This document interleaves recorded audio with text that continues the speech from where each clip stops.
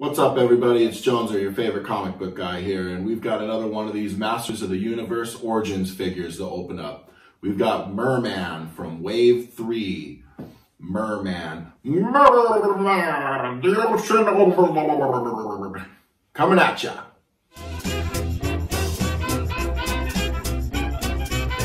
Well, I hope you guys enjoyed my cute little portrayal of Mer-Man's voice, and that's something I just had to speak on right away. I mean, Mer-Man was a favorite of mine growing up.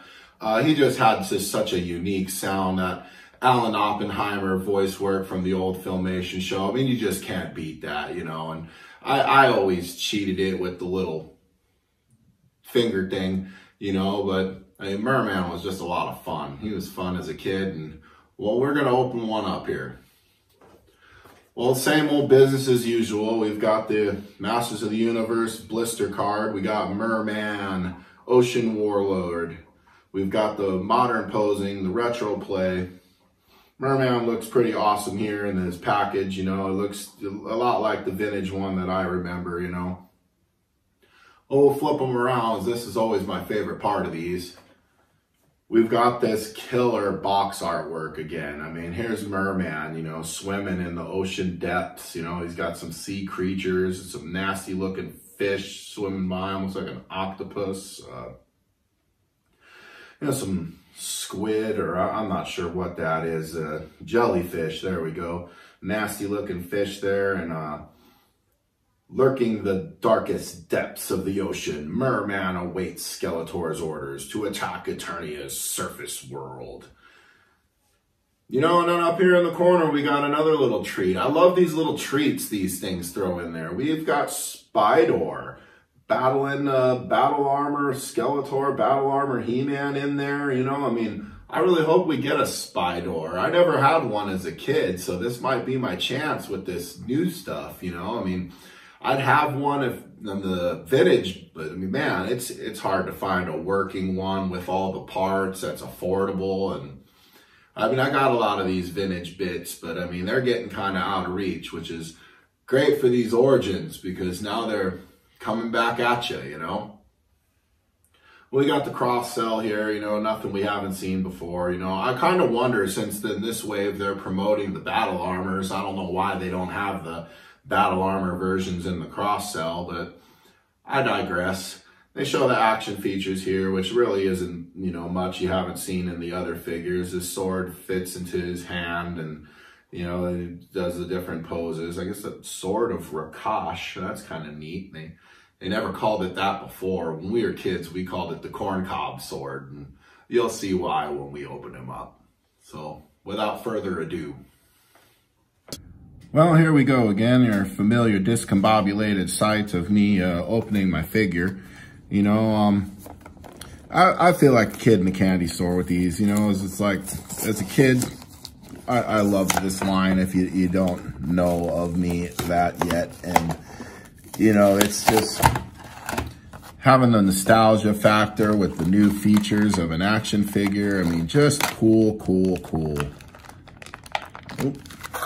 Of course, what would this be without the stringy dingies?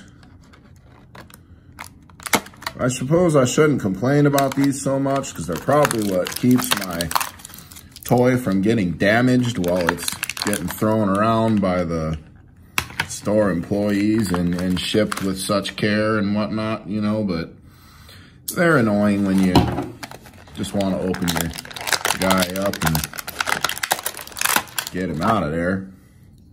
And you peel him off his legs and his arms. And anyways, no more complaining. We got Mer-Man. Give me a sec to get situated here, folks. We gotta get the accessories out. You all probably seen my videos before. You know the deal. We just need a minute to, man, he's kind of hard to stand. I can see that already. Some of the joints in some of these are stiff when they come out, and since some of them are more flexible than others, I guess he's gonna fall, so we'll just let him fall. I gotta get the accessory bag open here, so give me a second your time and a couple minutes mine. All right there, now we've got the famous yellow corncob sword, or as they now call it, the sword of Rakash. As kids, we always call it the corncob sword, as you can kind of see why. I think it was supposed to be kind of like a swordfish type design, which of course never really played out that way. In the 2002 version, they kind of had more of that. And they also gave him a trident, which I think makes more sense for a creature of the ocean like Mer-Man's supposed to be. But we'll get his corncob sword here, or his sword of Rakash, or swordfish sword, or whatever you want to call it. It's your toy. In his hand here, and he's just really cool. You know, he feels cool in your hand, and you know, it just seems to pose real good once you get messing with him a little bit. I had a little bit of trouble with standing him, but you know, now that I got to play with him some, he went pretty easy. So let's see how he looks next to his brother.